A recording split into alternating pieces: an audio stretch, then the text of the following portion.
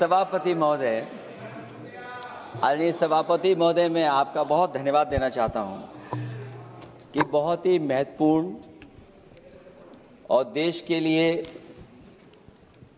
और बड़ी आबादी के लिए भारतीय जनता पार्टी की सरकार में एक और बिल आया है। क्योंकि मेरे से पूर्व में जो हमारे साथी बोले हैं वो माननीय सदस्य हमारे साथ नहीं, लेकिन मैं उनके बहुत सारी बातों से सहमत हूं। और अध्यक्ष महोदय, मैं देख रहा हूं जो एक्स कांग्रेस वाले हैं वो ज्यादा बोल रहे हैं।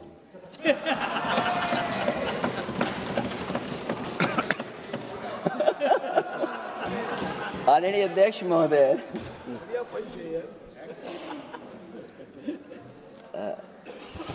अध्यक्ष महोदय, जो आज बिल पेश हुआ है, मैं हिंदी और अंग्रेजी को जो कुछ समझ सकता हूं वो यही मैं कह सकता हूं कि माननीय मंत्री जी ने ये कहा कि ये उम्मीद है। ये उम्मीद कैसे बना है, अंग्रेजी में भी मुझे समझ में नहीं आ रहा कि उम्मीद है, ये हिंदी में भी समझ में नहीं आ रहा कि ये उम्मीद है। यूनिफाइड वक्फ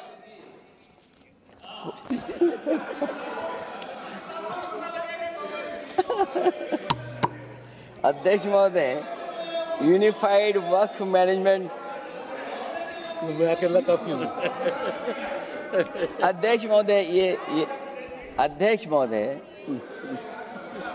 मैं समझ सकता हूं कि मैं वो बात छेड़ना नहीं चाहता था, लेकिन क्या करूं, मजबूरी है अब। अध्यक्ष महोदय, अभी माननीय सदस्य लोग ये कह रहे हैं कि हमारे सदस्य नहीं है यहां पर जो हमारे साथी हैं, लेकिन अध्यक्ष महोदय मैं ये कहना चाहता हूं, अध्यक्ष महोदय मैं ये कहना चाहता हूं, ये जो बिल लाया जा रहा है, भारतीय जनता पार्टी में एक मुकाबला चल रहा है।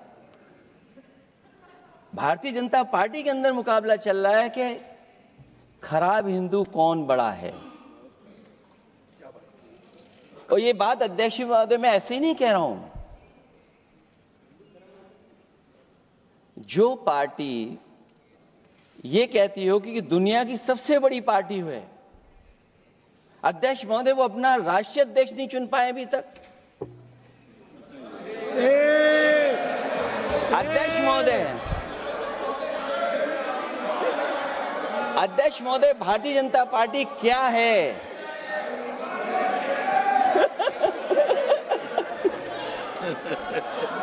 जी, मैं अखिलेश जी ने बहुत हंसते हंसते कहा है, इसको हंसते हंसते जवाब देना। इस सामने जितनी पार्टियां हैं उनका राष्ट्रीय अध्यक्ष उन 5 लोगों को ही चुनना है परिवार के। हमें माननीय अध्यक्ष जी करोड़ों सदस्यों में से 12-13 करोड़ सदस्य प्रक्रिया कर कर चुनना है तो देर लगती है। आपके यहां जरा भी देर नहीं लगेगी। मैं कह देता हूं अभी 25 साल तक आप अध्यक्ष हो जाओ, नहीं बदल सकता। अध्यक्ष महोदय, क्योंकि जो बात निकल के आई है वो मैं फिर आगे बढ़ा दूं। अध्यक्ष महोदय, जो बात सोशल मीडिया या और जगह गुपचुप हो रही है, कहीं ऐसा तो नहीं था कि अभी कुछ दिन पहले यात्रा जो हुई है वो कहीं 75 वर्ष की एक्सटेंशन वाली यात्रा तो नहीं थी। अध्यक्ष महोदय, ये जो इस बार जो वक्फ बिल आया है, नाकामी का पर्दा इस बार है वक्फ बिल। और नाकामी को एक आध नहीं है, मैं कई नाकामियां बता सकता हूं। अभी मैं माननीय सदस्यों को सुन रहा था, वो पुराने कई बिल उनके बारे में चर्चा कर रहे थे कि कितने प्रोग्रेसिव बिल लेकर के आए हैं।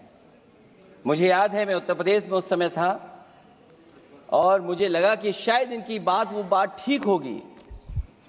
एक ये बहुत तैयारी के साथ फैसला लेकर के आए थे और फैसला ये लिया था आधी रात के आज के बाद नोट नहीं चलेंगे, नोट बंद हो जाएंगे। अध्यक्ष महोदय, उस नोटबंदी नाकामी के बारे में भी तो चर्चा हो जाए कि अभी भी न जाने कितनी जगह पर कितना रुपया निकला जा रहा है। कितना निकल करके आ रहा है। केवल नाकामी नोटबंदी की नहीं, नाकामी बेरोजगारी की भी है, नाकामी महंगाई की भी है, नाकामी किसान की आय दोगुनी नहीं कर पाए वो भी इनकी नाकामी है। मुझे याद है एक माननीय मंत्री जी पूरे देश की नदियों के बारे में बीओडी बता रहे थे, लेकिन माननीय मंत्री जी ये भूल गए कि उनके शहर में, उनके क्षेत्र की जो नदी है उसकी बीओडी क्या है। गंगा क्या साफ हो गई, यमुना क्या साफ हो गई, स्मार्ट सिटी क्या बन गई, क्या गोद लिए हुए गांव इन्होंने गोद से उतार दिए, उनकी क्या दुर्दशा है। इसलिए मैं कहना चाहता हूं, ये नाकामी का पर्दा इस बार वक्फ बिल बना है। और सबसे बड़ी बात तो यह है कि जिसके लिए फैसला होना है उसकी बात को अहमियत न देना भी नाइंसाफी है। अध्यक्ष महोदय, नाकामी केवल यहां तक नहीं है। और भारतीय जनता पार्टी क्या है, मैं केवल एक पुरानी घटना याद करता हूं। एक बार फैजाबाद अयोध्या में एक कार्यक्रम था, उसमें बड़ी तैयारी की गई थी और तैयारी के साथ कलाकार मुंबई से बुलाए गए थे। हो सकता है वो सहमति दिल्ली से ना रही हो, केवल लखनऊ की सहमति से हो रहा हो कार्यक्रम। और जब कार्यक्रम की पूरी तैयारी हो गई, भगवान श्री राम बनकर के कोई आ गया, लक्ष्मण बनकर के कोई आ गया, मां सीता भी बनकर के कोई आ गया, हनुमान जी, और भगवान हनुमान भी बनकर के कोई आ गया। लेकिन जब लखनऊ से वो हेलीकॉप्टर उड़ा और अयोध्या पहुंचा तो सब लोग थे, लेकिन उसमें हनुमान नहीं थे। अध्यक्ष महोदय, मैं भारतीय जनता पार्टी के लोगों से कहूंगा कि जानकारी करिए कि आखिरकार भगवान श्री राम थे, लक्ष्मण थे, सीता थी, लेकिन हनुमान क्यों नहीं थे? हनुमान इसलिए नहीं थे, शायद उनकी जात या धर्म कुछ और था। अध्यक्ष महोदय, ये देश मिली जुली संस्कृति से चला है। कुछ हमने सीखा, कुछ उन्होंने सिखाया। और जो लोग ये कहते हैं कि हम सबको बराबरी का हक देते हैं, अभी कुछ दिन पहले ईद निकली है। अध्यक्ष महोदय, वो परंपरा रही है, न केवल मैं जाता हूं बल्कि कोई दल का नेता ऐसा नहीं न जाता हो उस कार्यक्रम में शामिल होने। भारतीय जनता पार्टी के जो मुख्यमंत्री, उप मुख्यमंत्री, वो भी जाते हैं, उप मुख्यमंत्री, सभी धर्मों के नेता आते हैं। लेकिन पता नहीं इस बार क्या साजिश थी, षड्यंत्र था कि वहां पर कुछ पाबंदी लगी हुई थी। अगर किसी कारण पाबंदी लगी हुई थी तो बात समझ में आती है, लेकिन जब जानकारी हुई है, किसी को नहीं पता था कि पाबंदी क्यों लगी है कि आप नहीं जा सकते वहां पर कार्यक्रम में शामिल होने। क्या यही भारत है, यही संविधान हमें रास्ता दिखाता है? अध्यक्ष महोदय, मंत्री जी बताएं हमें, वो खुद भी माइनॉरिटी हैं, भगवान बुद्ध के रास्ते पे चलते हैं। भगवान बुद्ध का रास्ता दूसरा है। हम आपको अपना मानते हैं तब भी जब आप हमारे बहुत सारे ग्रंथों को नहीं मानते, तब भी हम आपको अपना मानते हैं। आप हमारे पुराणों को नहीं मानते हैं, आप हमारे उपनिषदों को नहीं मानते हैं। लेकिन सोचिए, हम हिंदू वो लोग हैं जो आपको स्वीकार करते हैं और गले लगा करके चलते हैं। अब मैं दूसरे धर्म पे नहीं जाऊंगा, कोई नाराज हो सकता है। मैं दूसरे धर्म के बारे में नहीं जा सकता, मैं केवल यही बताता हूं। और मैं उत्तर प्रदेश में, अध्यक्ष जी, जहां से आता हूं, मैं अपमान नहीं कर रहा हूं, मैं सच बोल रहा हूं। और ये बिहार के चुनाव में जो आप कह रहे हैं कि महिलाओं को 2 मेंबर बना दिया, इस बार मैं भी देखूंगा आगे भारतीय जनता पार्टी कितनी महिला लोगों को टिकट देंगे वहां पर।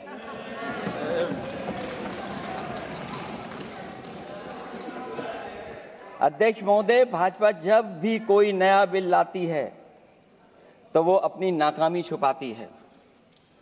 भाजपा वाले मुसलमान भाइयों की वक्फ की जमीन चिन्हित करने की बात कर रहे हैं, जिससे महाकुंभ में जो हिंदू मारे गए हैं या खो गए हैं उनको चिन्हित करने की बात पर पर्दा पड़ जाए।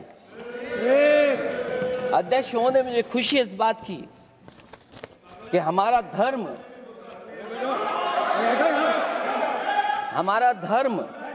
अध्यक्ष महोदय नहीं कुछ कहना चाहते हैं नहीं प्लीज, उनको अलाउ नहीं किया। अध्यक्ष महोदय, कुंभ में आस्था सबकी है, कोई ऐसा नहीं जिसकी आस्था ना हो। और कुंभ कोई पहली बार नहीं हो रहा था। ये भारतीय जनता पार्टी के लोगों ने ऐसा प्रचार किया कि 144 वर्षों के बाद पहली बार महाकुंभ होने जा रहा है और लोग निकल पड़े। सरकार ने कहा कि हमारी तैयारी 100 करोड़ की है। आप कहते टेक्नोलॉजी का हम इस्तेमाल करेंगे, जमीनों को हम मैपिंग कर करके डेटा एंड रिकॉर्ड ठीक करेंगे।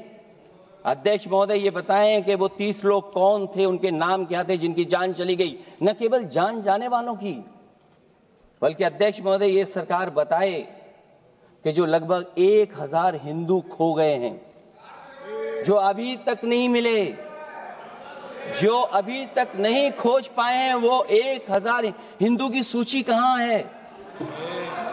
और फिर धर्म कारोबार की बात है, जो ये लोग गोली। अध्यक्ष महोदय, मैं कार सेवक वाली बात इसलिए नहीं छेड़ना चाहता हूं। अध्यक्ष महोदय, ये शायद माननीय सदस्य जानते नहीं कुछ सच्चाई नहीं जानते। अध्यक्ष महोदय, ये संविधान की वजह से, संविधान को बचाने के लिए, हिंदू एकता को बचाने के लिए कुछ फैसले लिए गए, लेकिन एफआईआर हम लोगों पे नहीं लिखी गई थी। एफआईआर उन पे लिखी गई थी जो बेचारे तैयार हो गए थे सुबह, लेकिन पता नहीं कहां से फोन आया था, कहा था कि अब तैयार तो हो गए हो, लेकिन आप शिलान्यास में नहीं आ सकते। बहुत सही। इसलिए बात को इधर से उधर नहीं में ले जाना चाहता। अखिलेश जी, जरा वक्त पे भी आ जाओ। अच्छा, वक्त पे आ रहा हूं। नहीं, वक्त पे अध्यक्ष इसलिए आ रहा हूं क्योंकि वक्त समझने के लिए भारतीय जनता पार्टी की सोच क्या है। और ये अध्यक्ष महोदय जब ये कह रहे हैं कि इससे कारोबार होगा, अध्यक्ष महोदय, धर्म की चीजों से कारोबार नहीं हो सकता। हमारे उत्तर प्रदेश के मुख्यमंत्री जी ने भी कहा कि कारोबार होगा। वो 30 की गिनती में उलझे हुए हैं, जैसे 30 मार खाए वो।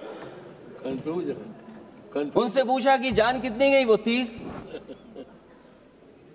उनसे पूछा कि कारोबार कितने का होगा, 30 गुणा 10,000 करोड़। सोचिए, कुंभ हमारा क्या कारोबार की जगह है? और फिर उसका कौन नापेगा, कैसे नालाएगा? और फिर हमारे माननीय मंत्री जी कह रहे हैं कि जमीन, चाहे वो रेलवे की हो, चाहे वो डिफेंस की हो, वो भारत की जमीन है। मैं भी स्वीकार करता हूं कि रेलवे की जमीन भी भारत की है, डिफेंस की भी जमीन भारत की है। क्या डिफेंस की जमीन नहीं बेची जा रही मंत्री जी? अध्यक्ष महोदय, क्या रेलवे की जमीनें नहीं बेची जा रही हैं? अध्यक्ष महोदय, केवल यहां तक नहीं, कितना हस्तक्षेप होता है। वक्फ भी भारत के, इसीलिए तो कहीं ना कहीं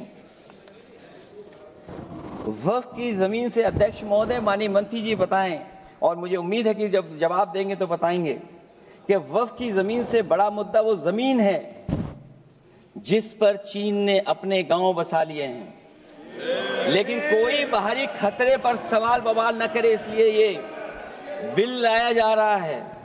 और माननीय मंत्री जहां से आते हैं, जिस प्रदेश से आते हैं, कम से कम ये तो बताएंगे कि वहां कितने चीन ने गांव बसा लिए, घर बन गए हैं।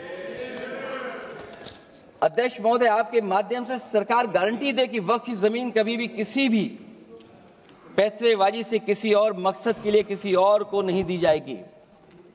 वक्फ की वर्तमान व्यवस्था में चाहे 5 साल के धर्म पालन की पाबंदी की बात हो, या कलेक्टर से सर्वेक्षण के हस्तक्षेप की बात हो, या वक्फ परिषद या बोर्ड में बाहरियों को शामिल करने की बात हो, इन सब का उद्देश्य मुस्लिम भाइयों के सार्वजनिक अधिकार को छीनकर उनके महत्व और नियंत्रण को कम करना है।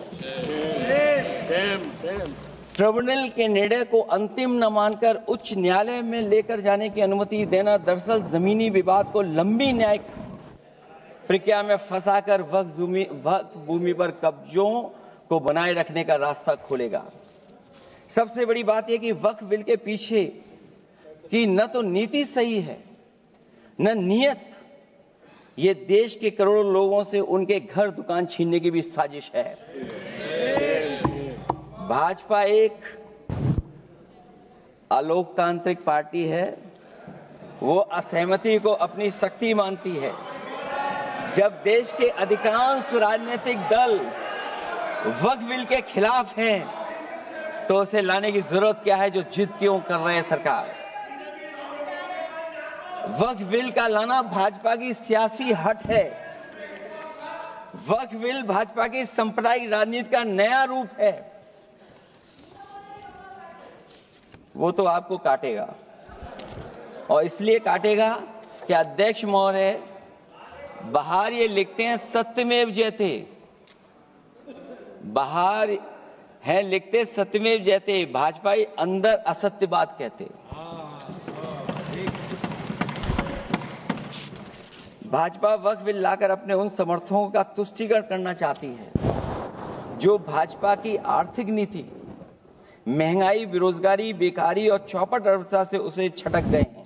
क्योंकि अध्यक्ष महोदय, जब से वोट में गिरावट आई है और खासकर उत्तर प्रदेश में भी, तब से भारतीय जनता पार्टी की कोशिश है कि अपना वोट कैसे संभाला जाए। ये वोट को संभालने के लिए बिल लाया गया है। भाजपा का लक्ष्य वक्फ की जमीनों पर है। इन जमीनों का नियंत्रण अपने हाथ में लेकर इन जमीनों को पिछले दरवाजे से अपने लोगों के हाथों में दे देना चाहती है।